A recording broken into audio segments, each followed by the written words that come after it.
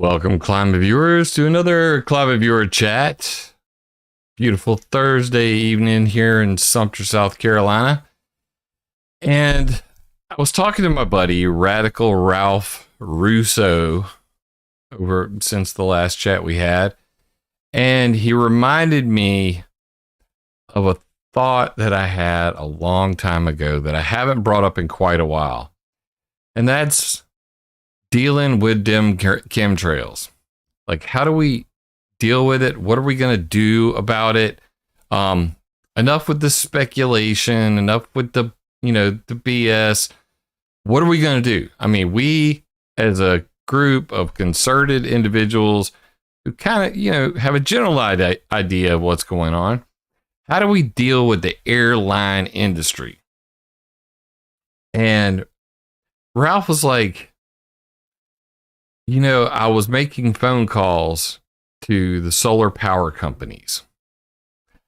And I remembered back in 2015, I showed it in the last chat. If you missed the last chat, you can go back and watch it. I'm not going to play the whole EPA hearing again. But I went up to Washington, D.C., and in my EPA speech, I said specifically that the clouds made by planes have a serious effect on our future when it comes to solar energy, stargazing. I would add to that weather, obviously, and tourism. But in the solar energy section, we have a friend. And I think that that's where we're really going to, because we don't have lobbyists, but they got money. They want to make money. You can't have it both ways. You can't say that you want to solve a climate change problem, and then you want to solve that problem with renewable energies. And one of the biggest that has the most potential is solar energy. And many people that I know have solar panels already. My wife's father has his whole house covered in solar energy panels. And I go over, he's got this little web browser that he can log into, and it shows his solar panels. And when it's cloudy over, when the planes are blocking out the sun, guess what? You can follow the chart, and it goes like this. And there goes the chart. So on an individual basis, individual investors are losing out on the potential to generate their own power and not be reliant on the power grid. Decentralization is a big thing for me. Decentralize the internet, decentralize your power, be self-sustaining. That's the end goal here. How do we do that without ever dealing with the fact that there are people, we mentioned them in the last show, Ulrich Schumann from Germany's DLR, which is their NASA, Dr. Rangasai Althori, FAA, Aviation Climate Change Research Initiative. Both of them are saying, we want more clouds by day, none by night. We want more cooling clouds, less heat trapping clouds.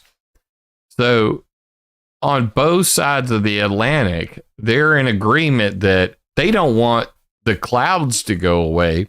They want to control the clouds to control the temperature of the planet. They don't want to heat the planet. They want to cool the planet. But regardless, that means the clouds are not going away. And what does that mean for solar energy?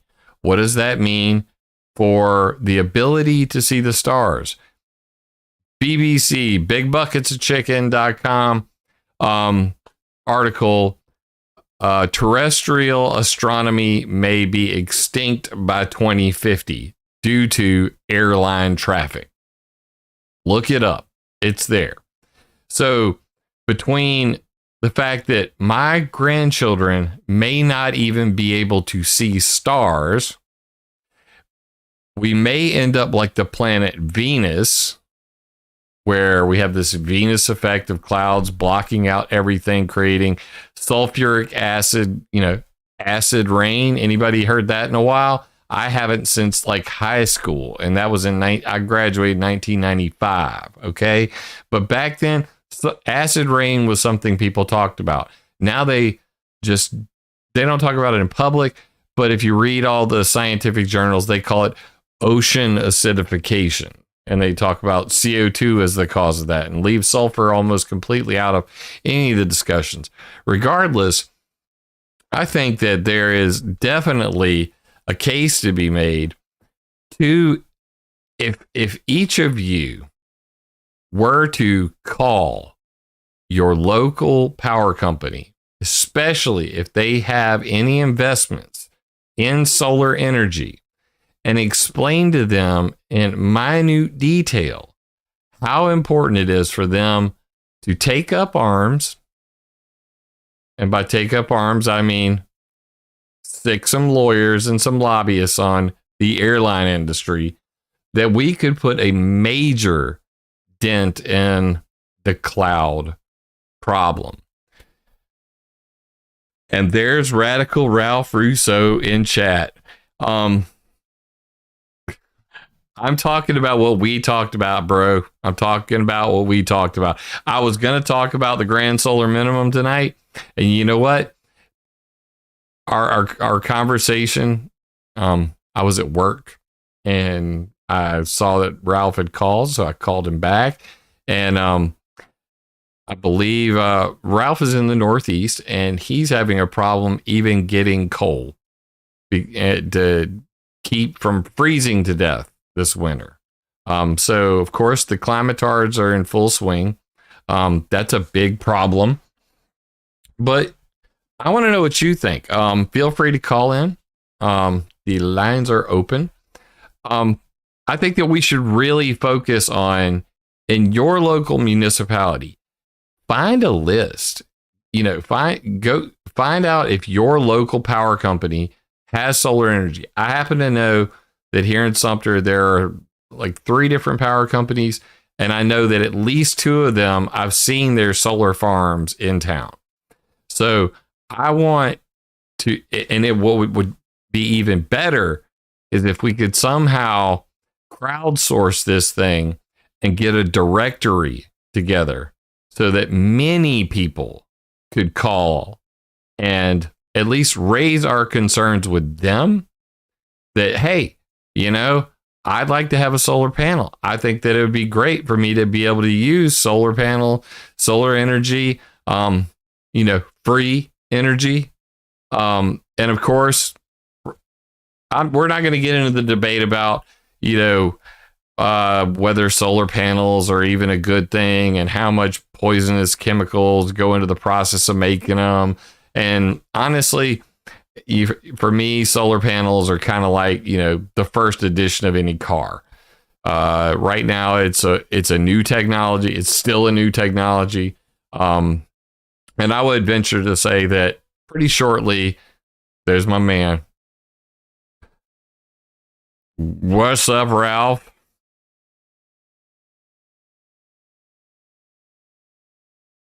Hey, what's up, Ralph? How you doing, brother, man? Here, let me unmute you. I did. Hold on one second, because I don't have your sound on here for some reason. Let me get you on so everybody else can hear you, and they should be able to hear you now. Rhonda in the house. Hello, Rhonda. I don't have the letter in front of me. Hold on. If I can find it, I can tell these other folks. But start with your electric company and call them up and say, I'd like to talk to somebody who does the solar panels. And then they'll say, okay, they'll send you to somebody, and just say, have anybody ever you thought of how much solar electricity you're losing by the plane farts? Exactly. It's a simple question. I can't tell you how astounded this woman was but she couldn't get me no answer to it, and she sent me to Livermore Laboratory or something. And Lawrence Livermore? yeah, Lawrence Livermore, to this professor, and Dawn Morning handled that call in communication afterwards, and he never gave us an answer. There's no information whatsoever. It's interesting that they would send you to Lawrence Livermore. Of all places, why Lawrence Livermore? Oh my God. Lawrence Livermore, if for those who don't know it, I'm going to bring this up real quick, is really where the modern push for geoengineering started. And it came from a guy named Lowell Wood, aka Dr. Evil. Like, not Dr. Evil in Austin Powers, like the real life Dr. Evil. But let me bring it up real quick.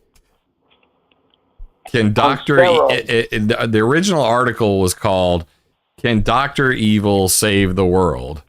And I would bring it up real quick so everybody at home can see. But can Dr. Evil save the world? A geoengineering tale. And that's him right there, Lowell Wood. And they came out with several different papers, but the very first one was Global Warming and Ice Ages, Prospects for Physics-Based Modulation of Global Change by Edward Teller, Lowell Wood, and Roderick Hyde. This was a paper prepared for submittal at the 22nd International Seminar on Planetary Emergencies in 1997. Why is this coincidental, you might ask? Because the first year and the first article ever with the word chemtrails in it was also in 1997. Coincidence much? I don't know. But if you're on a delay, so you may be able to see it by now, Ralph, if you're still watching the stream. Yep. Lawrence Livermore National Lab right there. 94, 95, 96 in Narragansett Bay in Rhode Island, it started getting real bad. Yeah. And that's when it really took off. And for me, trying to find out, like what's the commonality of all this. And what brought me to the jet fuel idea, like to focus, pretty severely on the jet fuel as a delivery mechanism for geoengineering, was that NATO actually, they switched all of their jet fuel, basically from gasoline to kerosene, that from JP5 to JP8. And this happened from 1988 through 1996 is when they completed it. Oh, no kidding. And you can't make this stuff up. So in 1996, and let me just go back here real quick, and I'll bring it up. NATO. I'll just type NATO. It's probably going to come up. It may not. Who knows? Single fuel. Hey, concept. Captain Tom. Haven't seen him in a while. Yeah, chat's lit up. What's up, Captain Tom? Go ahead, Ralph. You know what else? You know what else I got, right? Is I'm a ham radio operator, and down on low band, like 3 meg, 3.5 meg, I did some short 20-second videos of isoperic heaters, and I'm almost sure that's what they are. Yeah. Real quick. So if you go to Radical Ralph, you have to scroll way down there. N1RAJ. That's still you. For all you ham radio operators out there, that's Radical Ralph and N1RAJ. So you can do this yourself. They got I'm having a brain fart. Anyway, they got people all over the world, and they dedicate amateur radio gear with an antenna and stuff. Like web SDR, right? SDR, that's exactly. So it's web software defined radio. For those who are wanting to get into this, Do you know how to use them? Yeah, actually, I have a considerable web SDR. My bookmark list is retarded. I mean, it's insane. So Yeah, just scroll around from about 2 meg and scroll sideband, lower sideband, and just scroll up. You know all this. You should get your license, dude. Me and you be in contact all the time. You've told me this. You've told me this for years, man. Like, I think my wife would go crazy if I started getting into anything else technology related. Oh, like, yeah, I spend too much money on, my computer as it is. Like, oh my God, we have 3 computers in the house right now. Hey, what do you think of not being able to buy coal? I think it's by design. I mean, they have declared a war on coal. Former Vice President Joseph Brandon has made it very clear that he hates coal.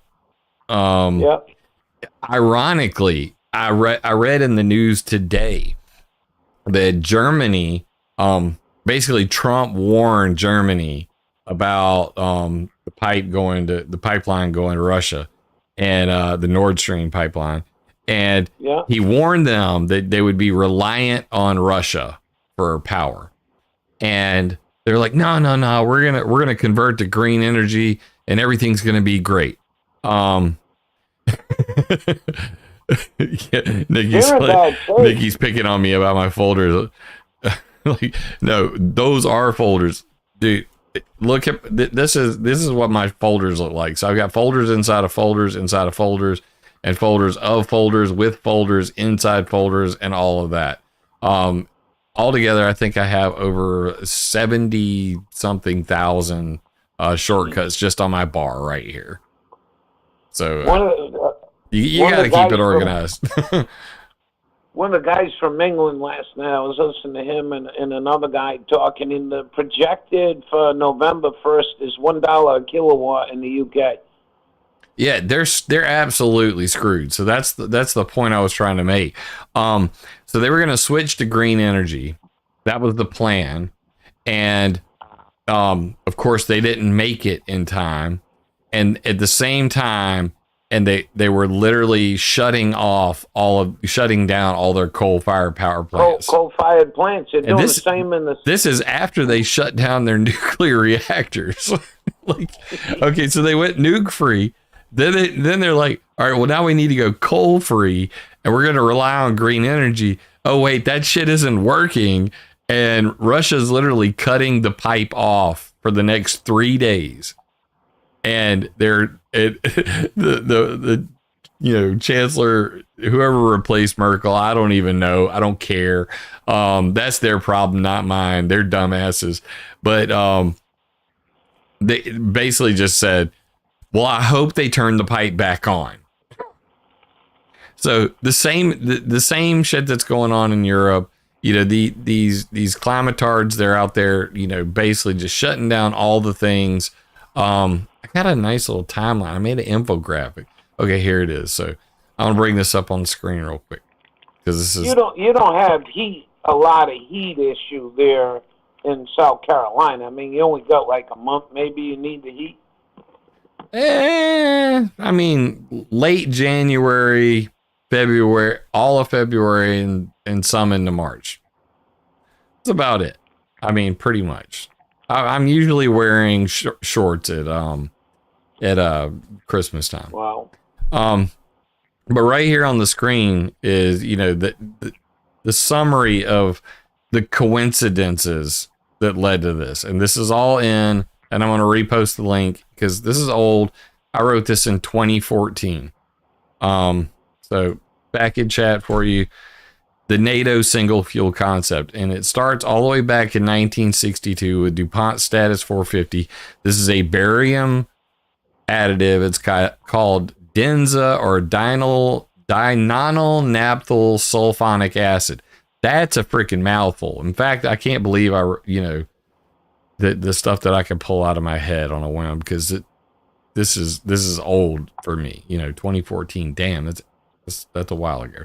Anyway, Then DuPont in 1970, jet fuel additive number 5, JFA5. 1988, the conversion from JP4 to JP8 begins. 1992, the stratospheric Wellsback seeding patent for geoengineering occurred. 1994, they came up with the plus 100 additive test. This was called a HITS additive, or HITTS. It's all caps, but the I is little caps, like this, guys. High thermal stability additive. And it's basically a triple cocktail of chemicals that makes the ice crystals smaller when they are passing through fuel lines and all that, so planes can fly higher. Won't get too deep into that. 1995, owning the weather by 2025. We all have heard of that one. 1996, conversion to JP8 jet fuel complete. March 1997, weather modification test technology symposium. They basically said owning the weather, everything that they said in owning the weather. Dr. Arnold J. Barnes went to an Army Air Force joint meeting called Test Technology Symposium 97, weather modification.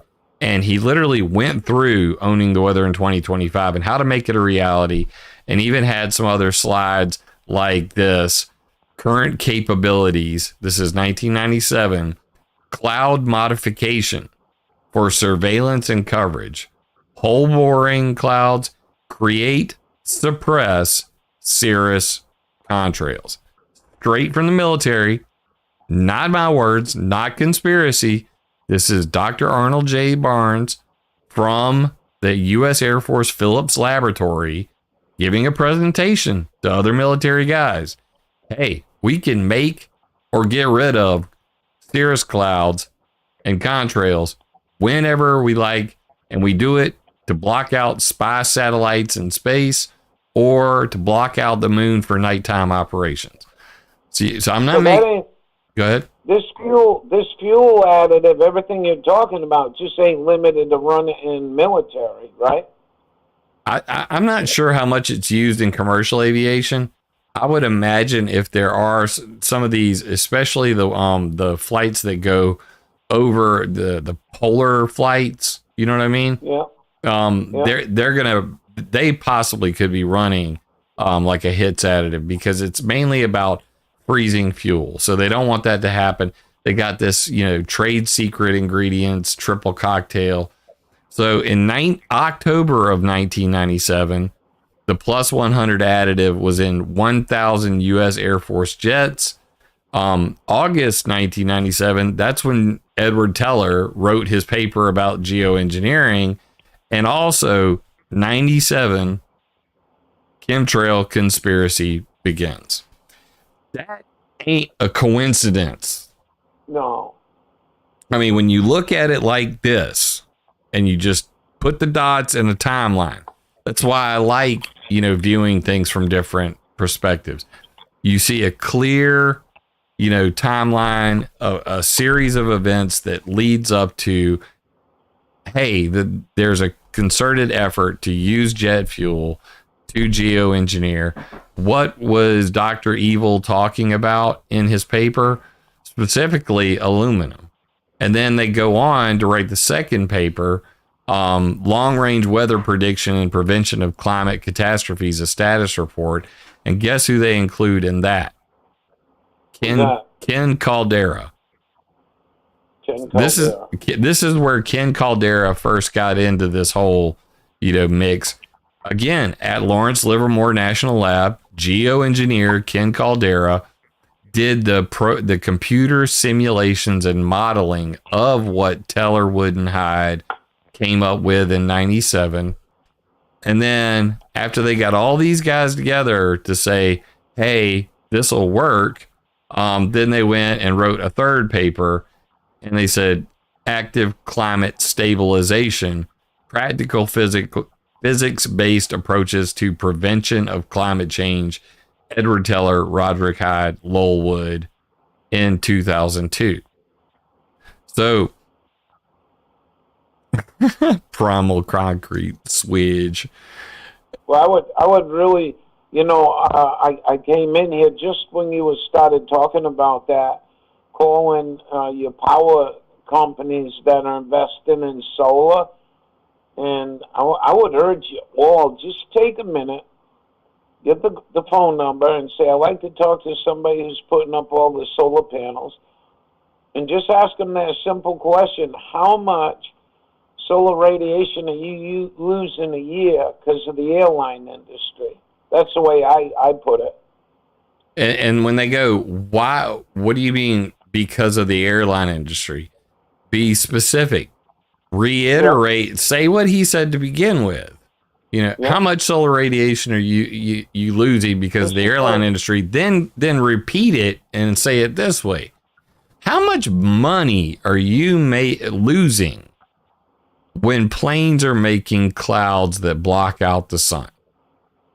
And when are you going to either sue or lobby to regulate the airline industry so that they can't do this? You don't have a future in, solar energy at all if you allow this to continue. Well, some of us even growing food. I don't have a tomato gem out of my garden. I got 32 plants out there. Yeah, I remember you telling me. No sun this summer. I mean, they're shutting down growing season. A lot of people complaining about their gardens in the Northeast. That's a fact. And I mean, the West Coast, I've heard even worse stories, and especially with the changes in ultraviolet light, refractive light, diffuse light, all of which is caused by ice haze, generated by planes. Not even the clouds, just sky brightening. So the term you want to, sky brightening. Yeah, turn it to 65 Kelvin. And do you know what I'm talking about? 65 Kelvin, like the temperature? Yeah, no, the light spectrum, like on a light bulb. Oh, yeah. Kelvin. You're going from a warm 27, 3,000 Kelvin with the sun, with oranges and red in it. Yeah, it's becoming more blue. Light. Yeah, you're right. That is a fact. You should. I know. Right now, I think I have my lights. I got 2 lights on me, and I can control the color spectrum on them. I keep them right around like 2,800 Kelvin, because if I go into the 6,000 range, I got so much blue light that by the time I'm off this show, I've got a migraine. I mean, so I have blue light blocking on both of my monitors built in, and my glasses are coated with blue light and ultraviolet light blocking. So Does your electric company provide you with light bulbs? Hell no, I wouldn't allow it. Because not only do those bulbs, if you're not careful about it and you don't look at what the Kelvin, what the color temperature for the, because Kelvin is temperature, and that's where they get. So anyway, look at the color temperature of your lighting, and if you're not below 3,000 Kelvin, then you're getting into that blue light range. But the other thing that most people don't realize about LED lights is that for a person like myself who is radio frequency sensitive, there are certain bulbs that I got initially that would drive me batshit crazy. I mean, I could hear the ringing, I would get tinnitus, I would feel nauseous, I would get a headache. Yes, Nikki, I have my tanning lights on. I could get real red on y'all real quick. But I'm sure it's going to throw the white balance off on the camera like so fast. And I don't want to try to adjust that on the fly. So that was another phone call I made up here in Maine to get you away from incandescent lights for the last 5 years. They send you a card. You can get like a shower nozzle that turns off once it gets hot, and you got to pull the string so your kids aren't running the hot water and light bulbs. So I called her up and I said, are you giving out 65 Kelvin light bulbs? And she says, I didn't even know that. I says, all your light bulbs you're giving away are 65 Kelvin. You know how much light pollution is starting to show up here in Maine? And she says, I know how bad 65 Kelvin is. And then she sent me to another head honcho down there that never called me back. But that was a decision maker who ordered LED low wattage bulbs to give to Mainers, but they ordered them in 65 Kelvin, which made no sense. You're reminding me of things, and I'm seeing that obviously this has still not gone away, because I was looking for an article and these are all dated 2021, so it only continues. I'll bring it up on the screen real quick. Purple street lights in Cincinnati. What's causing them? This is like a local news, WLWT5. This is dated 2021. Let's see, October 22nd, 2021. And then over here, faulty blue streetlight replacement continues in Lincoln. I'm thinking that's probably Lincoln, Nebraska. Yes, it is. I lived in Omaha for a while. But regardless, this is November 29th, 2021.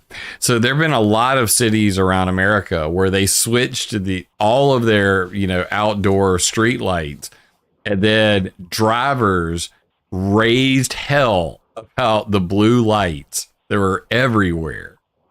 And to the point, because it does cause severe eye strain, and especially at night. And I see these assholes riding down the road, and they got the blue headlights. And I swear, like, part of me just wants to just swerve right into them. Yeah. But I just literally have to, like, I just kind of have to duck and cover. You know what I mean? Like I look at the yellow line on the side instead of the center line until they've gone by. But yeah, people don't realize that the electromagnetic spectrum does include light, and that blue light is dangerous to your health. It's crazy though. I was looking at an imported car in the mid 80s, right? And one of the stipulations was not only the EPA factors, EGR system that I would have had to bore and all this stuff, but they wouldn't let them blue spectrum bulbs in the country. Really? And I don't know. Yep, I don't know who okayed it. They okayed it within the last 5-7 years. I called AutoZone. I says, if I get my 80 Toyota that came with analog bulbs, can I get replacement to have the blue spectrum? He says, yeah. He says, I said to him, how do you like them? I says, when I'm driving with them, I like them, but I don't like them when they come up behind me or in front of me. I said, so what's the purpose of aggravating half the population with light-sensitive eyes with these idiotic lights? Yeah.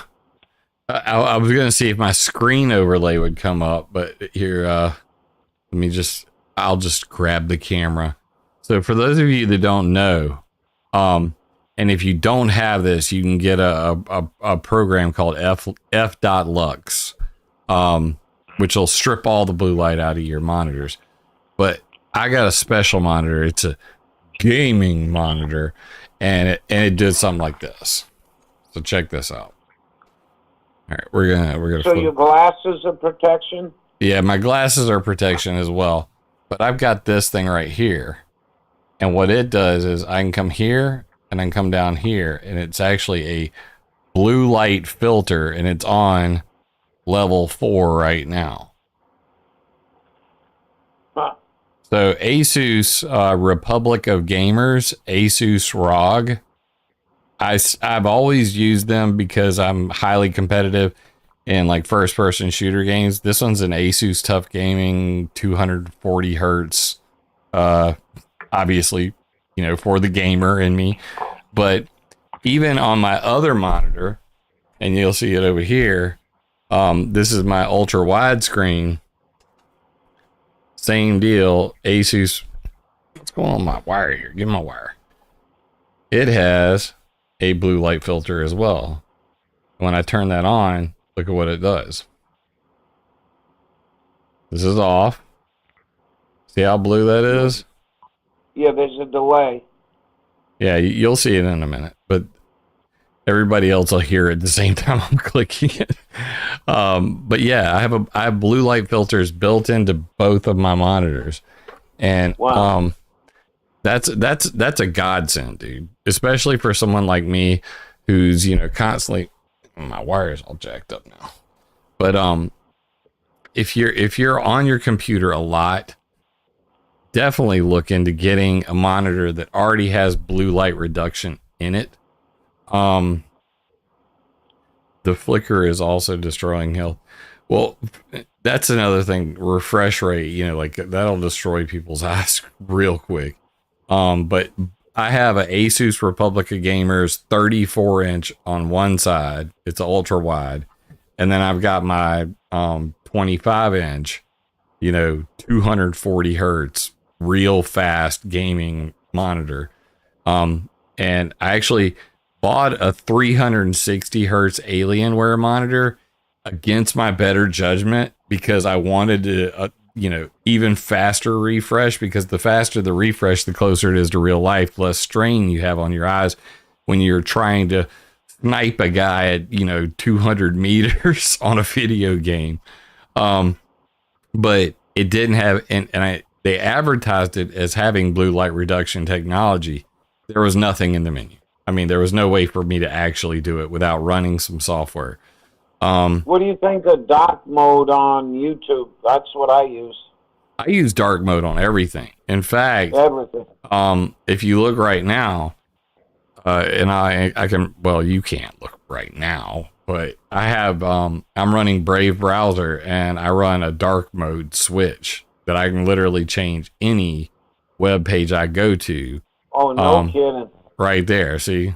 So, it's just everything I can do to, chill my eyes out, be able to do what I'm doing longer without getting the eye strain. It's important because, you don't want glaucoma. You don't want to, burn your retinas out.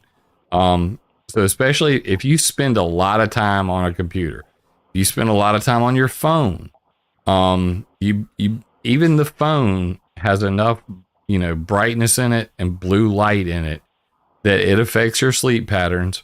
Number one, for certain, look up blue light and sleep patterns. If you don't know about it yet, then you're it's going to be a real eye opener. But yeah, I have dark mode for everything because the Google Voice thing that I'm using for you guys to call in on, it's a bright white page. And, if I have this page on white, then of course that's going to change the light on my face. And, if you look at my old videos, bruh, I look so white. People were like, Jim, do you ever go outside? And I'm like, I'm like fucking at least like 10 to 15% Native American minimum. But my brother, he is white and he burns when sun, reflects on him. But me, I get so dark, and I always have, even in the wintertime, I have a tan. So I don't know what to say about that other. Leslie Boslaw came in the room just now, and she said she was going to kick my butt if I didn't make it tonight. So I had to run into town and then fire you up, and I'm glad that I did, and I'm glad you're the first caller because you sparked a fire under me. And, I used to, before there was a hashtag Cirrus Clouds Matter, before that, I would say airline industry, your hashtag grounded. And the idea is it's kind of a double play on words. If children are acting badly, they should be grounded. If airlines don't knock it off, they should be grounded. Ground the flights. And the only way, with you. Huh? I agree with you. I don't get on an airplane no more. I got on an airplane in the 80s, and that was the last time I'll ever get on an airplane going anywhere. I have no use for them myself. Nikki, what are you saying, essay? Don't you know I'm loco? Yeah.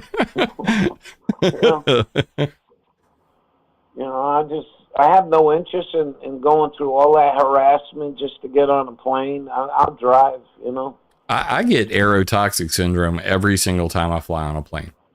Is that because of the air quality?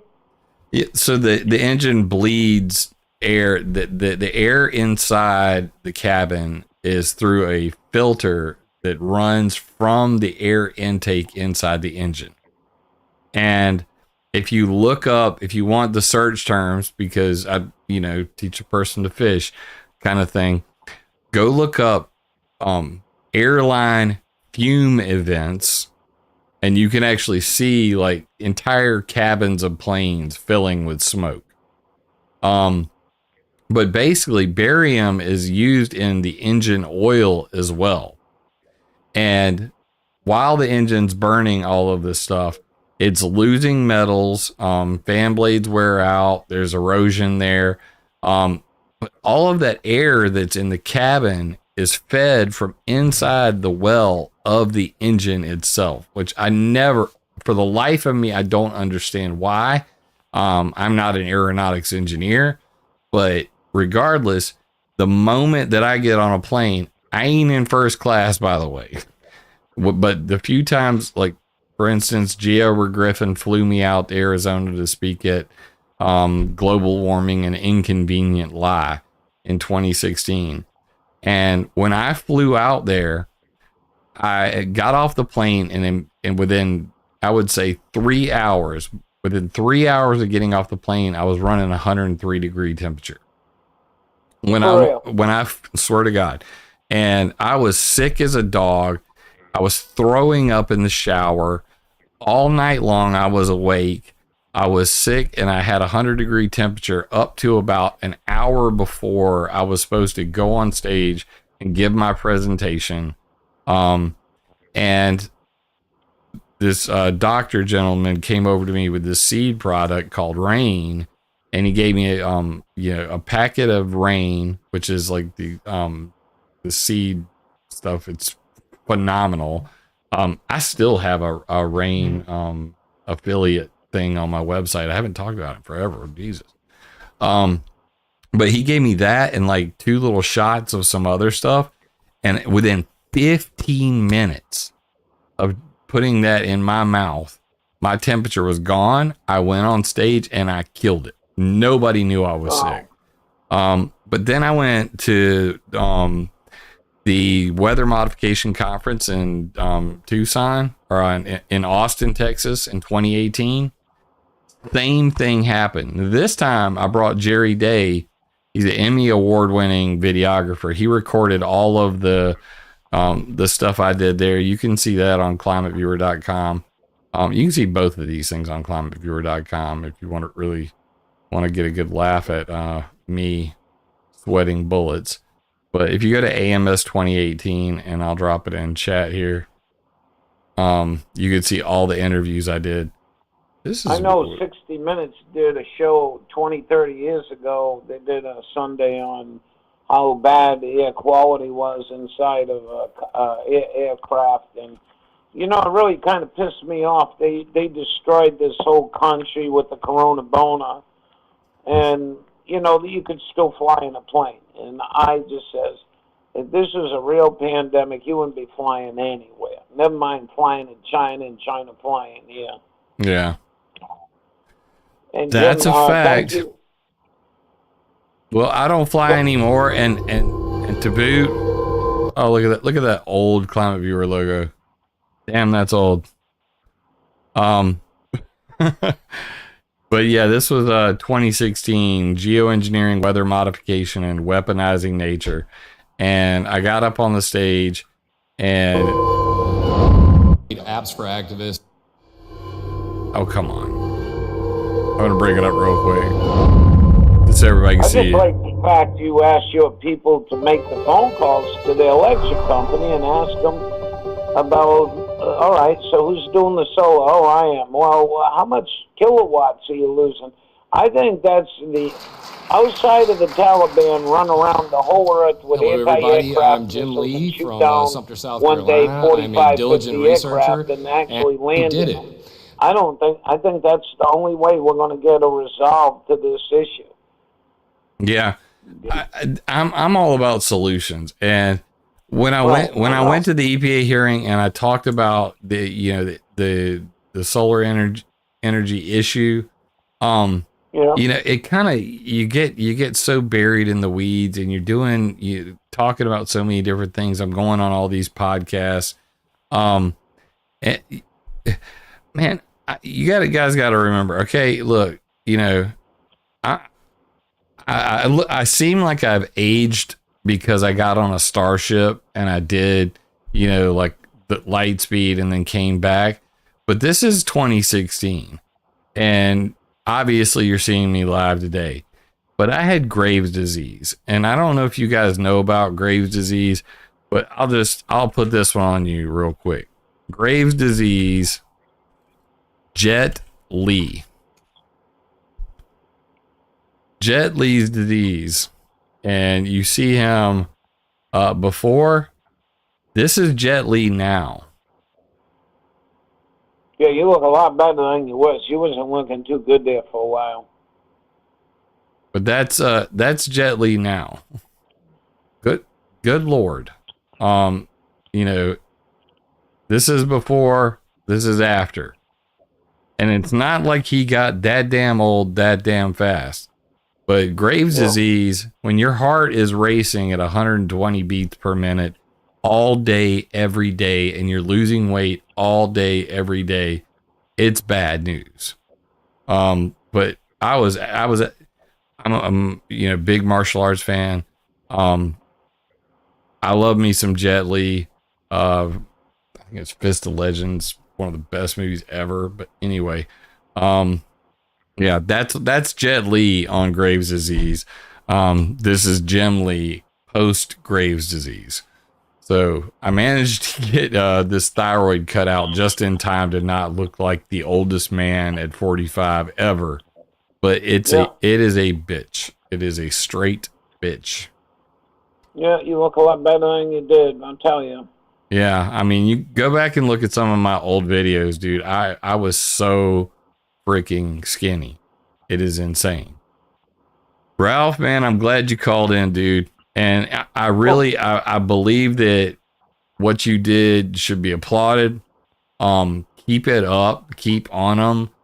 If you need any help, like if you ever want to do a two-way call, I'll record that shit and we'll play it on the air for other people to hear how it went. Dawn's got a real good one. Dawn Morning. If I remember tomorrow, I'll ask her to give it to me and I'll send it to you. It's a short video, but I called the CEO of Southwest Air. I said, I'm getting really PO'd about all your lines and hashtags in the sky, and I can't grow food down here. You guys got to be the first to eliminate that, and there is technology, and he listened. He really did. I said, you need to be the first airline to step up and say, Oz don't leave plane farts behind. Yeah. I think that the airline industry has lobbyists. They got a lot of big time lobbyists. And we don't, but certainly the energy companies, they have collectives, they have collective bargaining, they have lobbyists. So let's fight lobbyists with lobbyists and get them. Use your enemy against your enemy. That's right. I mean, they do it. Illuminati, talking about the political Illuminati. I've never said that word in my life. It just came to hit my mind. But the Illuminati up in Washington always loves to pit one group against another. And I'm thinking, and that was my thought in 2015. You reiterated it when we had a call. I think it was 2 or 3 days ago. I thank you for that, though. A lot of times my room, is not 5 people, and I love all 5 of them. They're great people, but it's like kind of hard really to get anything going. And I would just urge you people, just like you said, call your people, your electric company, who's investing in solar and say, hey, how many kilowatt hours you lose in a month to the aircraft exhaust? Thank you, Rhonda. Yeah, thank you, Rhonda, for staying on him and making sure that he comes back. Star, she got a good little puppy dog. I'm so happy for her, and I'm happy for all you guys. Just stay well, be good to yourself, and be good to others. Try to do your best in life. You know, there's a lot of failure. I mean, I only got 2 pallets of coal, and I need 4 to heat my house all winter long up here, and it ain't looking good. Well, I'm praying for you, dude. I don't. Hang in there. You're looking really dynamite. Keep on the road to recovery, and thank you all so very much. You're the best, Ralph. Appreciate you, man. Have a good one. Radical Ralph Russo, the man, the myth, the legend.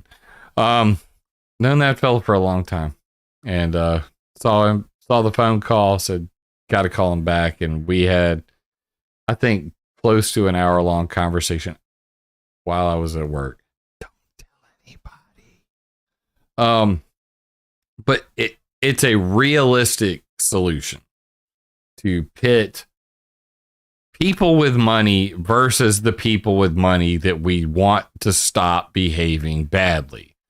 If you've got a better solution, let me know. Of course, I have my solution for all things, not commercial aviation, not on the up and up, and it's called the Environmental Modification Accountability Act. And it's a solution for weather warfare, secret, clandestine, government run. We're not going to know about it for quite some time. Look at it at climateviewer.com/nmod, ENMOD. But we're not talking about that today. We're talking about dealing specifically with the airline industry, commercial aviation. If we don't deal with these guys, if we don't push for realistic problem solving 101, then we're gonna be stuck with this for quite some time. For those who haven't seen it before, I don't want to tell you my location. How about that? Block and just work. All right, there we go. For those who haven't seen it, best flight tracker on the planet, and the chat is here. And here you go. ADSB Exchange. To my knowledge, the only completely unfiltered flight tracker on the planet. They don't block military flights. They don't block the flights that the FAA and the powers that be say, please don't talk about these. But when Ralph and I were talking about polar flights, these are the ones I'm talking about up here. And as you can see, flying across the coldest regions of the planet, it's a problem. It's certainly a problem. Could be using the HITS additive, could be using the plus 100 additives, things like that. And I mean, look at this flight. I mean, look at that damn flight right there. That's just crazy. So that's from Japan up through Alaska. What are they on, a sightseeing flight? I mean, seriously, over Prince Patrick Island, right over the freaking North Pole, over, what is it, Greenland, headed towards Iceland. Destination unknown. Where are they going? I don't even care. But damn, that's a hell of a flight plan right there. Look at that. Take that, flat earthers. What's up with all the talk about Pantera in chat? You guys know how much I love Pantera. I would play Pantera, but the Monkey Works for plane info by satellite. Okay. Yeah, Monkey Works channel, I just recently got introduced to them because he mentioned weathermodificationhistory.com on his show. And yeah, I gotta get that app he's using. I don't know. I didn't catch the link for it, but it was showing the you know, no fly zones, basically. I'd like to include that information in ClimateViewer 3D for sure. Of course, I'm updating that right now. Ian, let's go. What's up, Ian? Yo, what's up, Jim? This is Ian. I know, man. Of course, it's So rare we're for me to live? get 2 calls in a row where I've already got you guys saved in here, and I know the name before they call in. Sweet. How you been, Cool, brother? cool. Good. Everything's good in New York. I'm glad to call into your program. Sweet. So I see we're talking about the chemtrails. I wasn't watching the whole time. I'm working on some stuff, but I want you to explain. So I read this thing a couple months ago about there's no technically pure drinking rainwater anywhere in the world now because of the flight pollution and other kinds of pollution. Is that accurate? And could you explain like what Because that, of the what the, yeah, what the because implications are? I think that's completely legit. And that's why that's kind of at the heart of the idea of the word climate viewer. You know, that I wanted to create a climate viewer, a physical object that goes in your backyard to collect rainwater and then test it on, mass spectrometry. It's where you go in like a gas chromatograph, multi-scan, GCMS. They've got now little pocket lasers that literally can fire into anything. You could point it at a wall and it'll tell you what that wall's made out of. So the things are getting smaller. They're getting cheaper. They're not quite there yet, but hopefully what we're going to be able to do is build one for your backyard so that we can collect rainfall in your backyard and then tell you every single chemical falling in your backyard. And that could do multiple things. It can detect, weather modification chemicals like silver iodide, obviously carbon black dust, urea. There's a whole bunch of, obvious chemicals that are used in weather modification. But also all that stuff we don't know, that's up there. And it really makes the argument that if you're growing outdoors and you think you have an organic garden, I mean, it would be like a punch in the teeth for these people to actually see what's coming down in the rain. And honestly, and this is just in my family, and I mean, no fear porn here, but when my kids are like, it's raining, we want to go outside and play, I'm like, nah. No, you can wait till it stops raining because I don't think it's safe. I mean, honestly, the truth of the matter is, yeah, it's probably minute amounts of toxic chemicals in the raindrops that are actually falling. However, with the lack of being sure about it and the knowing what I know about what they dump in the sky and have been for the last 100 years, yeah, I think I'm going to pass on that and just go with be safe. Don't, when I was a kid, I used to just be in the rain, just throw my mouth open and let the raindrops fall in. Maybe that's why I had so many issues with my thyroid. Mm-hmm. But yeah, I don't think that there is any. It certainly isn't pure by Now, any standard. when I know that the environmentalists claim that during the initial lockdown period of 2020, that when there was no flights going on or much fewer, that that was a period of self-cleaning for the earth. Are there any measurements that you know of that may have been taken at that time that can demonstrate a filtering effect, or just whether or not that made much of a difference regarding how long these toxins can stay in the atmosphere? Well, here's the good news.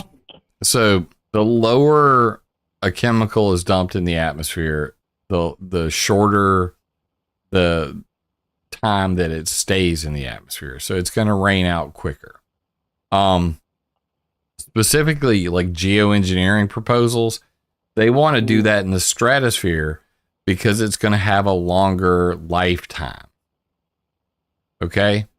So like in 2020, whenever they started killing all the flights, I was checking Google Scholar right now, and I keep just getting a whole bunch of crap on because I'm waiting. So in post 9/11, I want to say David Travis and Patrick Menace. Anyway, they did a whole study on just the 3 days where they grounded all the flights and how it changed the temperature between day and night and all of that. Diurnal temperature range changes during 9/11. So that there was a marked change in the atmosphere, the temperatures everywhere across America because there were no planes flying. This happened again when they grounded all flights because of that volcano I can't pronounce in Iceland, where they grounded all the flights in Europe around 2007, 2008. And there was a paper put out, Lee et al., I think it's 2009, and they had similar, astounding results the world's never seen before. So what I'm waiting to see is, some definitive peer-reviewed journal, some scientist who has the balls to go, okay, now we literally had like 2 years worth of flight reduction. What effects did that have on the climate? What effects did that have on rainfall patterns? Has anybody looked into this?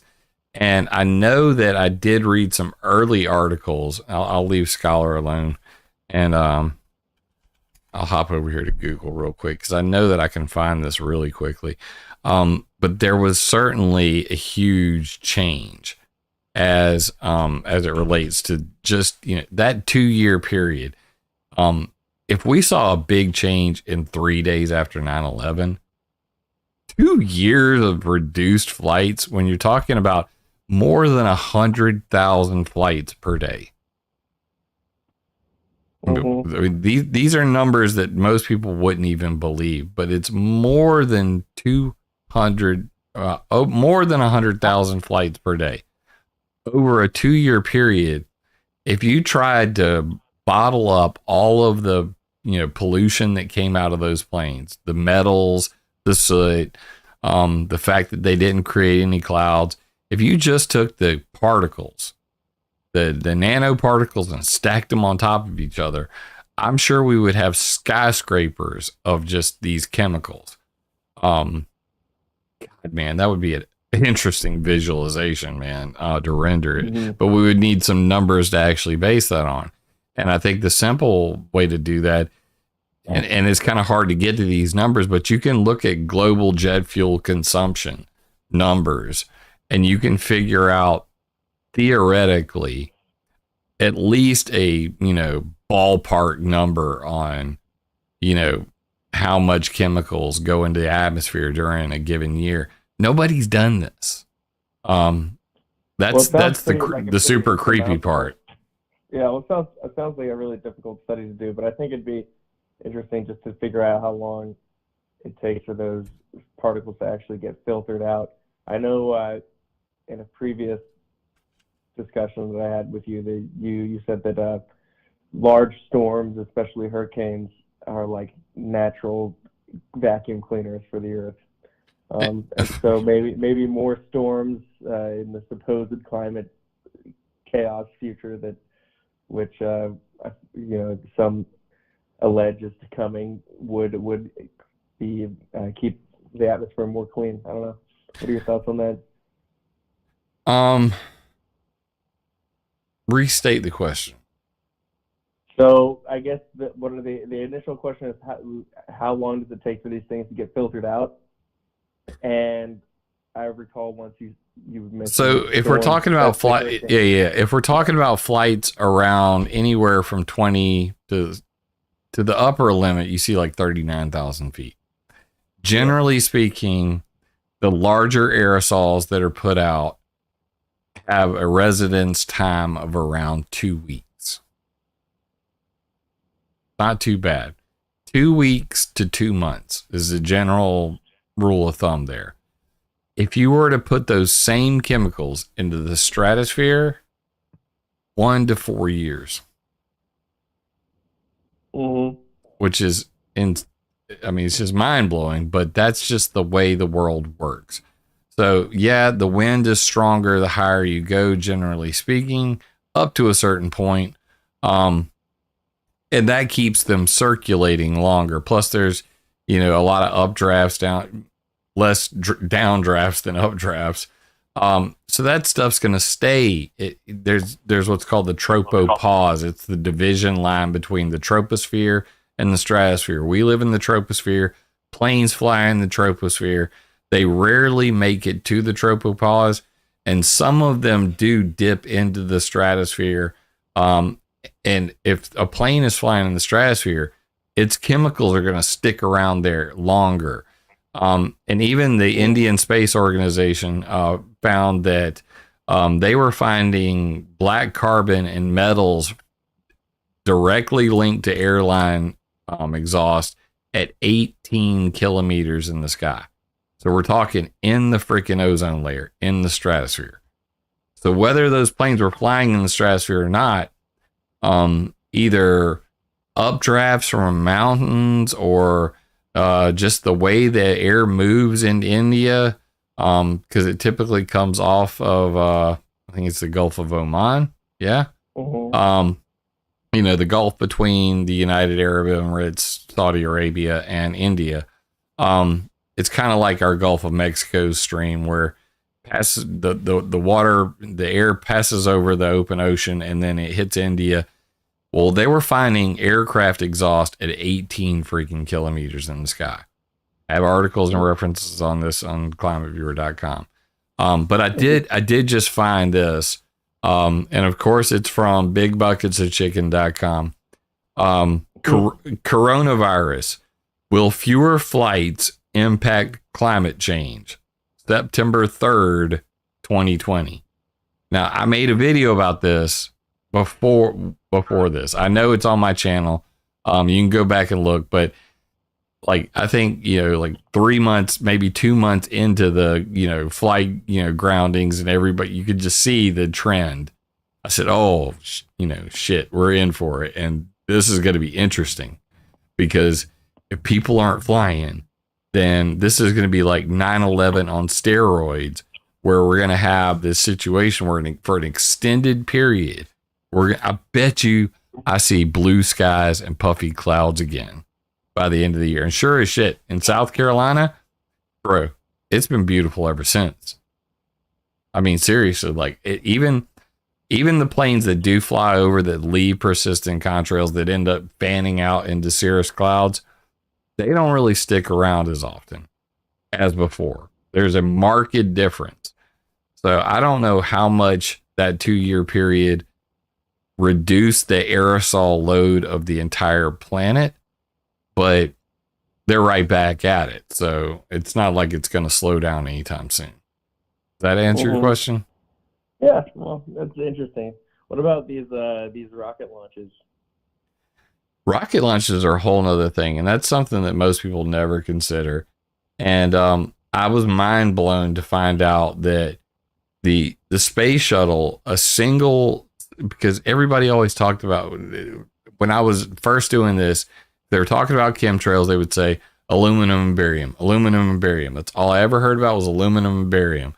And then it blew my mind to find out that a single solid rocket booster on the space shuttle created 340 tons of aluminum oxide. Mm-hmm.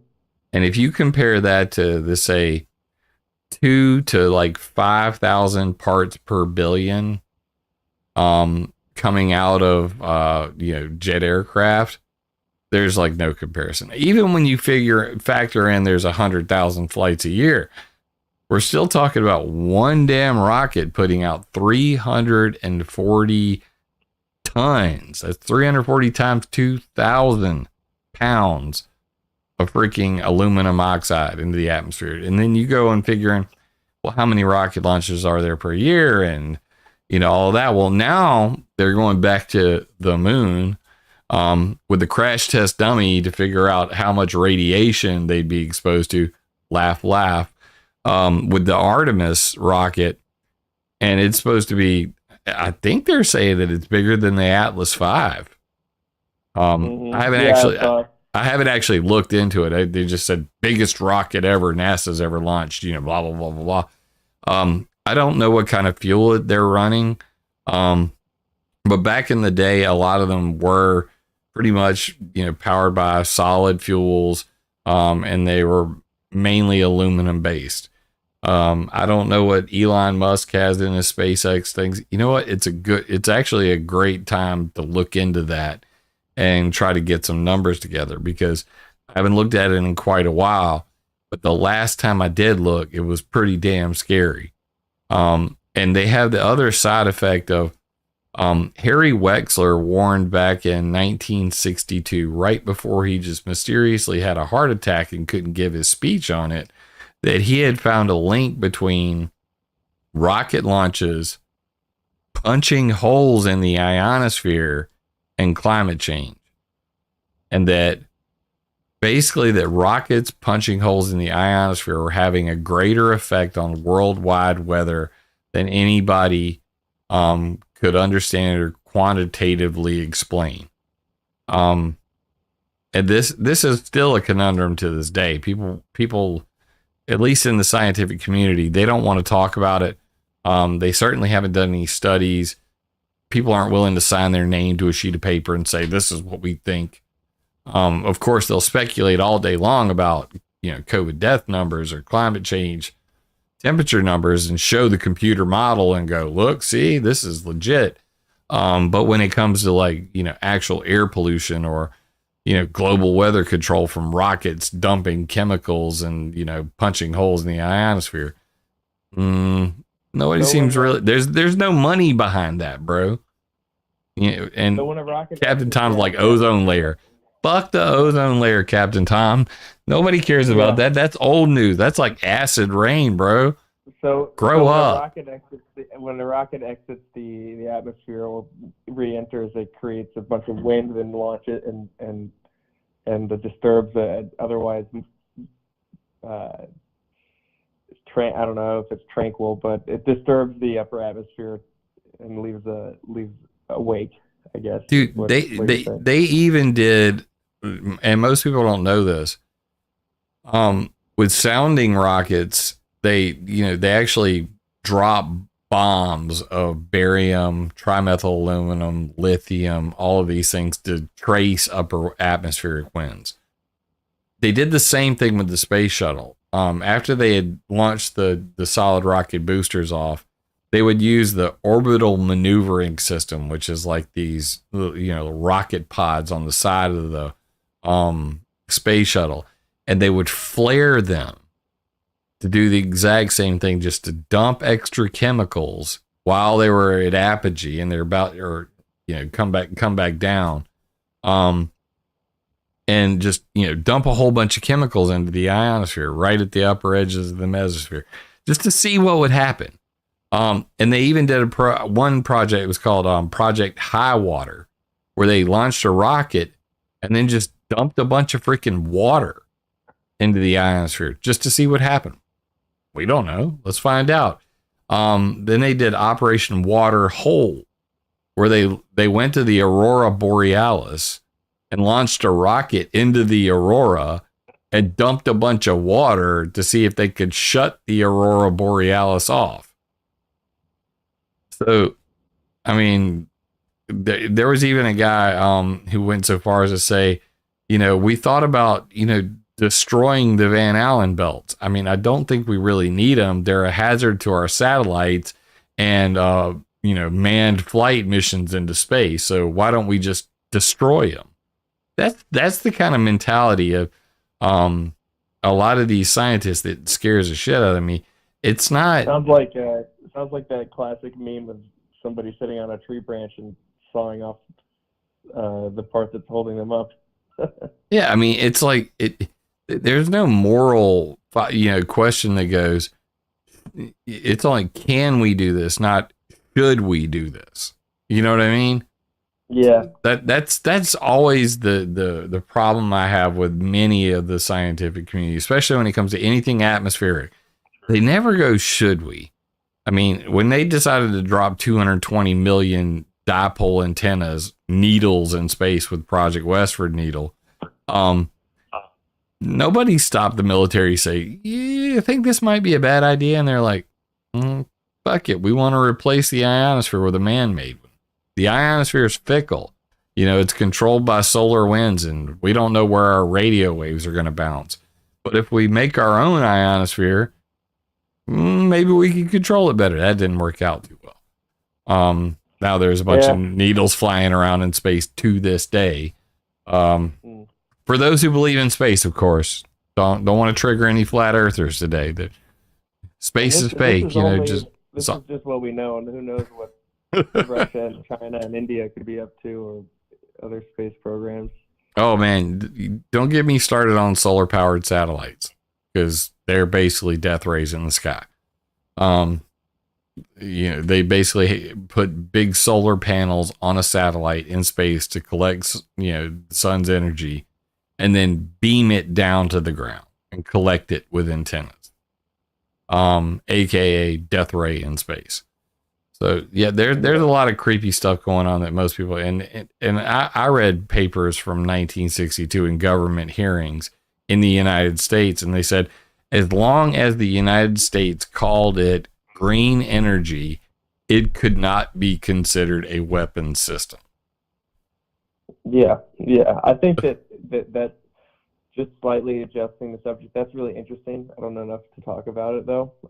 But I think it's interesting these supposed green policies that they're doing around the world are just totally not green. Like these solar panels and windmills, they expire, they don't last, they have to be disposed of. The windmill thing you're talking about, I saw a photo of where they were burying. Did you see that photo? Where they were? No, I was doing research for a news report related to this, and also the same with these electric cars. Their batteries don't last, more than, maybe you get lucky, it might last 10 years. And then you got all these lithium ion, landmines that you got to dispose of. But for those who don't know what we're talking about, the turbine, the blades on those windmills, they're monstrously big. I mean, they're bigger than an 18-wheeler. They're much bigger than they appear. And the thing is, there is no way to recycle them. They are literally just burying them underground. And there was they have a life cycle of less than 10 years. Yeah. And then there was the shot of this huge, earth mover, but it looked like a little G.I. Joe car or like a Hot Wheels car next to some, this monstrous, yard of blades stacked probably 10 or 20 high. And there's hundreds in a row. And they were just going to push dirt over top of them. Yeah, real renewable. I totally hear you on that one, brother. Mm-hmm. All right, well, it's good yammering, Jim. I'll leave it to the next caller. Ian, I love you, brother. Guys, Go follow Ian. You still on Getter, right? Yeah, I'm on Getter, Ian_McMath. I really haven't been active on social media for a hot minute though. I know, because you got a good job right now up in New York. Yeah, I've got to earn those coins. We'll talk more, but bro, I'll call you later sometime. Good. I appreciate you calling, brother, man. It's always good to hear your voice. I'm working a new job right now, Monday through Friday. We'll talk about it off the air. All right. But we'll catch up. Good to hear from you, man. All right, peace. Peace, brother. That was Ian McMath. Hell of a fella. Been a friend with him for quite some time. we almost worked on a film together. I'm gonna leave it at that. It's kind of funny. But regardless, he makes some excellent points. So yes, the chemtrails, they leave chemicals in the sky. Residence times vary based on altitude. That rain, you think that's rain you're drinking? You think that's water you're drinking? Little Morpheus joke there. And yeah, renewable energy isn't renewable. But that being said, I think that we will get to a point where we have readily available, cheap, biodegradable solar panels. I think that that's an inevitability. That's when I'll get them. I kind of started to say it at the beginning. I don't buy a first generation car. I wait till, like 5 or 6, years later where they've ironed out all the bugs. In fact, I still have a 1999 Camry because you cannot break the damn thing.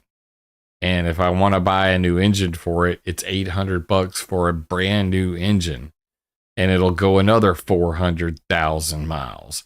And it still gets, over 30 miles to the gallon. So we're right at 10:44 Eastern time. John Hart Crane used some of my inspiration. John Hart Crane is awesome, and he's a very inspirational dude, Rhonda. So I think it would be hard for, well, he has been going through some tough times. But I mean, we all have our hills and valleys, don't we? I mean, honestly, like I went from a complete panic 2 weeks ago to, getting a job and going, oh, how is this going to affect, you know what? You press on. And John's got one of those kind of attitudes that I don't think you can break. And I think that more people should be like that. His saying is always better. And I think that that's true. He's not going to kill you for that. He's not going to kill you for that. John will always be better, and I'm always better because of John. And that's just the truth. And I think that we're always better together. I like having these constructive conversations more than preaching ad nauseum about a topic. Now, don't get me wrong. I'm going to free up some time. I've got a couple of deep dive videos that I want to make real soon. They're all in my NERBS folder. Let's see what we have here. China's artificial rainfall is just covered on China News on YouTube. Got some carbon capture subsidies, MIT, droughts, Corbett report, droughts, cloud seeding, and the coming water wars. Managed to write an entire article, James Corbett, without once realizing who the fuck I am. Bravo, James Corbett. It's not like 100 people haven't already emailed you to interview me, but whatever. Havana syndrome, likely due to faulty, malfunctioning surveillance gear. I said that before anybody, and yeah. I got a bunch of things here. Like, I bookmark these things and I go, United Nations and World Economic Forum agreed to accelerate Agenda 21. Yeah, there are so many things that I could literally go off on. And you know me, if I make a video on a topic, it's typically an hour. Because not only do I just start talking about it, but then I talk about how it's related to this, and that was because of this, and and 60 years ago this happened, and then back to today they're doing it because of this. So it's just, inevitable Southern speak, circular logic, stream of thought, no filter, mouth running kind of stuff. But anyway, I want people to realize that the purpose of the conversation tonight was to talk about solutions. And I hope that you guys, whatever topic you're listening to on YouTube, if it's just for shits and giggles, then have the shits and giggles. Preferably the giggles, not the shits. But if you're listening to somebody, with a purpose of understanding a problem, whether it's weather control, directed energy weapons, any of that scary kind of crap, if they don't have a solution, suggest one. Think about it critically. What can we do to change this problem? Don't count on your government doing it for you. I think we all know how useless they are. It's on us.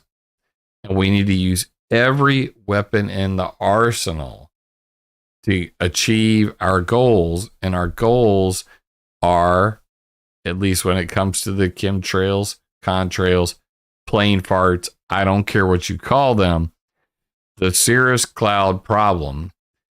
I think that we could find a friend in the solar industry, and that by you calling your local power companies and asking them, how much money are you losing, bruh? Have you even looked into how much money you're losing because of planes making clouds? Why don't you commission a scientific, testing, all sky cameras, LiDAR observations? Why don't you look into it and see how serious the cirrus problem is? And just like that. Because of planes making clouds. What's up, Color? Oh, God, it's Willie. What do you think, man? All of a sudden it's cold now, man. Winter's coming. Ooh, I've been seeing leaves turning and everything else. I don't know, grand solar, something magnetic. I don't know. Red lightning bolts, different shit, drought, famine. What do we got, kid? Oh, I forgot what my question was. How come none of my shit is selling? Oh, Lord. You said it was Ask Anything, right? Yeah, it totally is. I don't know why it's not selling. I got a motorcycle collector coming to get a bunch of boxes of stuff, man. It sucks. I'm unloading shit like right and left. I got a trailer full of shit, dude. Like, it's an entire mobile home from one end to the other, filled about to the chin level worth of stuff. With all your electric gear? No, just with, stuff. We got like a master bedroom that's entirely full of antique furniture that that's, somebody threw it out because the cushion in it was bad, but the wood is still immaculate. You know what I mean? Yeah. That's where I'm at right now. Is I'm selling everything that I collected. Dude, I just found out. I played Magic the Gathering for quite a while, and my cousin came over and he's like, "Bro, do you know how much that Gaia's Cradle you have is worth?" And it's a screen card anyway. It's a land magic card. And he's like, "I know you got it. You played it on me. You beat me with that card.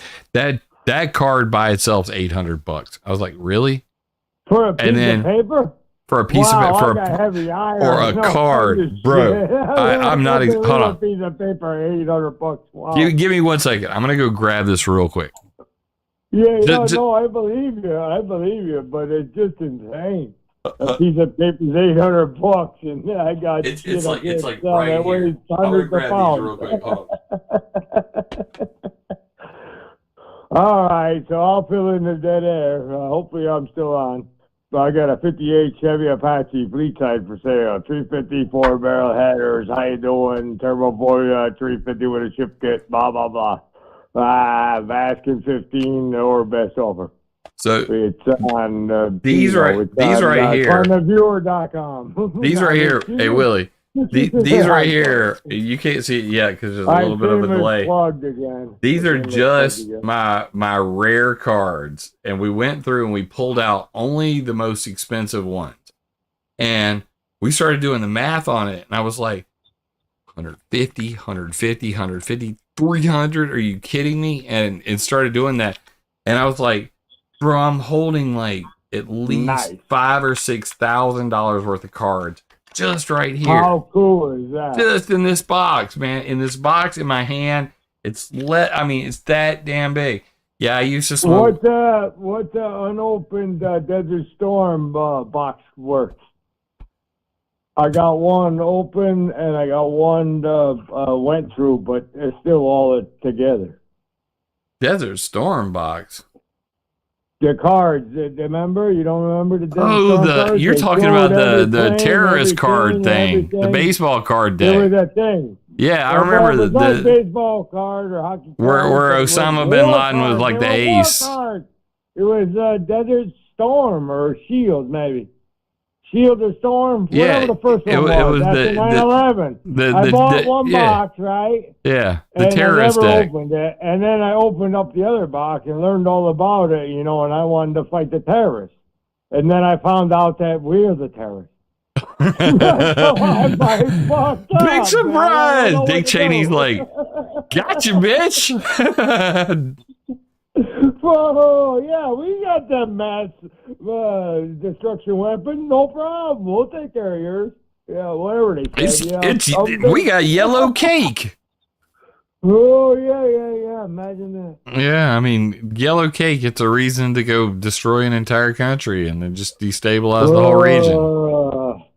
It's not about that oil. Is a thing. I don't know. I've heard some kind of new battery technology, but I can't remember what they said. Graphene, dude. It's supposed to be the next thing. Yeah, graphene razzmatazz or something. Yeah. Dude, when they made them graphene batteries, whole world's going to change overnight. It's just a fact. They're super capacitors. You can charge the sucker up to full capacity in like 5 seconds. And like capacitors. They work just like the rise and fall, like They have an extremely high amp output. I don't know why like Tesla is so invested in lithium and not like the first company that really pulls off like a marine sized battery that's built from graphene is gonna be filthy rich. I'm telling you, like.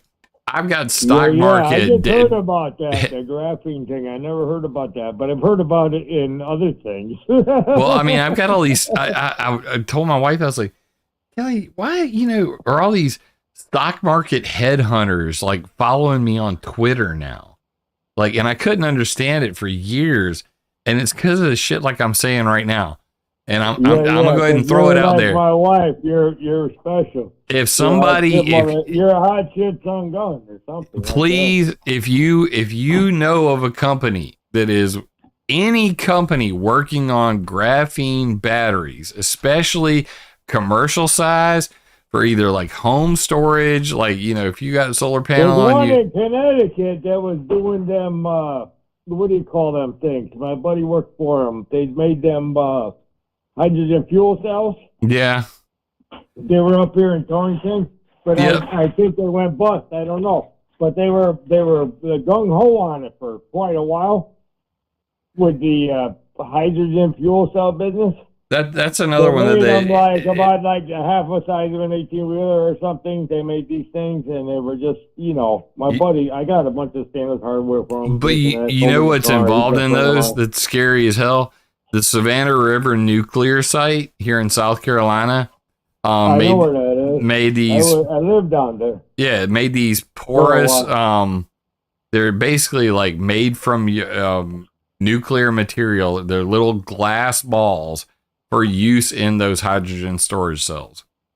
Wow, that's what what's his name said on Obtanium. The original, if you want to look it up, the guy with a Corvette with the scuba tank. Yeah, if you want to look it up, it's called. His name was Bob, I think. I don't know. It's called Microspheres for Micro Worlds. If you Google that, Microspheres for Micro Worlds, you can read all about how. I have a pen and paper right now. And they say we can use it for everything from climate change to medicine, like introducing medicine into your body in these little freaking depleted uranium glass I balls. don't like direct current. I prefer alternating. Excuse me, part of it. It's too much. But I do believe in two genders. Well, I don't know where you were going with that, but you know what I mean. You know, these scientists, I gotta always, trip them up a little bit. I love Oh, come on, man. Everybody knows there's what. You help me out so much. How many? They get through it. I gotta look now. Facebook gender numbers. How many they got now? I mean, there was a gender tracker. I'm on Facebook, but I'm not. Here's a list of 58. My wife is me. I must be one of them Transformers. Right? Oh, shit. My wife is me on Facebook, and it ain't me. I don't ever been on Facebook, but she's been me on Facebook, and that's fucked up. But no, this is 2014. 2014. Facebook had a list of 58 gender options. In 2014, they had 28. They had 58. 50. Holy cow. 58 freaking genders in 2014. You've got to be kidding me. So how many are there today? I was on my first post on my channel, my Willie Fix It YouTube, right? I got maybe a half hour of content. Right, but I was like 07. Hey, did you see I subscribed to you? I see your video. 58 genders by how many? Wow. Oh, insane. Yeah, I just got a little slideshow, whatever we did it. My wife got sick with stuff and we got off of the oh God, man. Don't get me started on that. You're just running through it. It's just life, man. But boy, shit is starting to stink. Somebody is stirring the pot, I would think. Well, it's election time, dude. It's that time of year, that special time of year where all of the bullshit kicks into overdrive, and you know what I'm talking about. Time to watch the what you call them guys that have all them streams. Yeah, the Portland Andy guy, the dude, guy, the other guy that just has all the streams from all the people that are just showing all the bullshit antifa shit happening. Yeah, I've been there, done that. Yeah, cool. I mean, I was down there at the fifth event. I was in and out of that whole joint, and I saw shit, and I've been on fucking Netflix and HBO and other shit, and it freaks me out. But they still haven't got me yet, because I didn't do nothing wrong, but whatever. However, that's a fucked up thing I still got in the back of my head. That wasn't a question. That was like a hypothetical. Or, no, wait a minute, rhetorical. Or, I mean, no, it wasn't me. It was somebody I knew. Yeah, that's what I meant. Hey, Jim, I love you, man. Thank you for doing a great show. Hey, man. I just love that you answer my phone calls. Yeah, Willie. Hey, you call me anytime, man. You break up a serious conversation real quickly. Yeah, well, I mean, when you want to get serious, we'll talk about, the floods in Pakistan. Well, guess what? They happen every 10 years on the solar cycle. Yeah, bullshit. Yeah. Oh, you look at the thing from the thing. I don't know. I watch some guys. It's all normal shit. But yeah, the cataclysmic event is coming close. Hopefully I'm dead before it happens. Is what I say. It's some kind of like a 12,599 year thing or whatever, but we'll be all right. The sun's been how you doing lately, but pretty good, right? Didn't fuck us up too much. Yeah. I mean, the sun's effectively going to sleep, so I wouldn't worry about it too much. Worry about earthquakes and volcanoes, because whenever the sun's sleeping, that's what happens. The only things I ain't worried about nothing, man. I'm just gonna live. Yeah, but I'd like to know what's happening. Well, Willie, I appreciate you calling in, bro. I gotta wrap it up. Hey, you have a good night. All right, man. Love you, meeting, bro. Bye-bye. So, Willie's a trip. I like Willie. I'll always answer his calls because it's just too much fun. Frightening me in chat says NQTEL CIA funded life log. I'm going to end with this little tidbit. Okay. Because most people don't know this story. So when I went to the weather modification conference, and I'll throw the link up again just so you guys can know what the hell I'm talking about. These are all the interviews I did when I went to the weather modification conference. And I had just finished interviewing Raytheon. Okay. So I'm interviewing Raytheon. I've already interviewed the U.S. Naval Research Lab. We talked about HARP. They had a freak out. And then I went over and I interviewed with Raytheon. And then shortly after this interview with Raytheon, we were sitting in the lunch table, me and Jerry, and I said, you know what? NQTEL is right over there. And I looked at Jerry and I said, you know that NQTEL is a CIA company. And he's like, so what are you going to ask him about? I said, NQTEL not only is a CIA funded company, they run the Tromso ionospheric heater. And I'm not even joking when I say this. And you can go back and look at my older videos of 2018 where I talked about this. We were immediately thrown out of the American Meteorological Society's 98th annual meeting before we could make it to the NQTEL table on some bogus charges, which we could easily prove were untrue, which resulted in me threatening to sue the AMS for ejecting us, pulling our press passes, all that stuff. But clearly, they did not want me and Jerry going over to the NQTEL table to interview them about the ionospheric heater in Tromso, Norway. They didn't want that to happen. So it's interesting you bring up NQTEL at the end, and what a crazy life.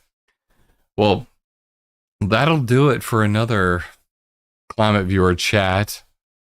Go ahead and kill the phone line, and we'll wrap up with this. Do me a favor. You can go to connect.climateviewer.com. At the bottom of the very, very bottom of the page, past all the social medias and my BitChute, Rumble, Odyssey, at the very bottom is my email address, jim@climateviewer.com. You are free to, now follow your state laws. I'm in South Carolina. We have, one party recording rights. So I don't have to inform anybody, and I can record them. Some people are two-party states. Know your local laws. But if you can get on the phone with somebody, and talk to them about solar energy and understanding how much money they're losing, how much power they're losing because of the plane fart / cloud problem created by the aviation industry, and you were to record that and email that to me, I would love to make a great compilation video of that. Along with, any numbers. Like if we could get together a directory, get some collective hazing going on here, the more you, the squeaky wheel gets the grease. And instead of us, bitching back and forth on YouTube and all these anti-social medias, I think that we need to do our bitching in the proper places. And in order to truly attack ideas, not people, we really need to focus on a single target, focus all the laser beams and get deep in those buttocks. And the only way we're going to be able to take on something as large as the aviation industry, which has been unaccountable since the dawn of flight. Two states tried to sue the airline industry over making smoke pollution of the sky, aka chemtrails, in 1970. And No regulations happened. The lawsuit was dropped, and the airline industry said, we'll fix it. And in 2015, when I went to the EPA, they wanted to regulate greenhouse gases coming out of planes. I said, hey, what about the metal particles and all the freaking clouds? They said, we'll fix it. And the EPA dropped the lawsuit, and, it was business as usual. So the 2 times that somebody attempted to regulate the airline industry, they got off scot-free. It's time we take a different strategy. And I think by pressuring those who stand to be hurt by planes making clouds and using their lobbyists, now we got a direction that we could actually probably see some leverage on. Because at the end of the day, if you follow the money, you cannot have an entire group of Thunberg thumping, climate change driven people saying renewable this, renewable that, and have people controlling the spigot of how much sunlight the planet reaches. When the World Economic Forum is saying we should do what MIT says and put a raft in space to block all sunlight coming to the planet, the first people in line to bitch should probably be the solar industry. Here's your homework, people. Get on it. Make some phone calls. Record it. It would be epic. And maybe we'll actually see some change. Because I would love to get to a future where I feel comfortable buying some solar panels that I know aren't going to wear out in 5 years. And then it would be a massive investment in some shit that doesn't work anyway, because now it's so cloudy, I don't get any power out of it. And, oh, by the way, you bought the version 2.0. We're on version 9 now. They're so much lighter. They're so much cheaper, so much more environmental friendly. That none of that matters. What matters is there is a future in solar energy. They will get better over time. We probably will get to a point where we have biodegradable, flexible, light, cheap solar panels. None of that's going to matter if we don't deal with the cloud problem, because they will be able, and the geoengineering problem, because they will be able to control how much sunlight you get. We're not even talking about gardening. We're not talking about how much vitamin D you get, how it'll affect the life of everything on the planet. But we're going to talk to somebody who has, a horse in that race. They have a bottom line. They have stockholders more than likely. They have stakeholders for sure. And they probably have lobbyists. Let's use them like a weapon to cudgel the crap out of planes till they're grounded or they stop farting all over our skies. And that's my solution for the day. Reminded to me by Radical Ralph Russo, originally said by me at the 2015 EPA hearing. And I hope that that's a positive note that you can take action on. So until the next Climate Viewer chat, just remember that with this information comes responsibility and a lot of power. So please use that power to attack ideas, not people. Love you, mean it. Video resonates with you, leave me a comment because I love hearing from y'all.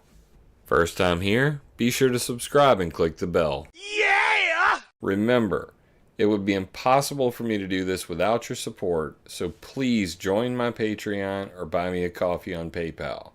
And always, attack ideas, not people.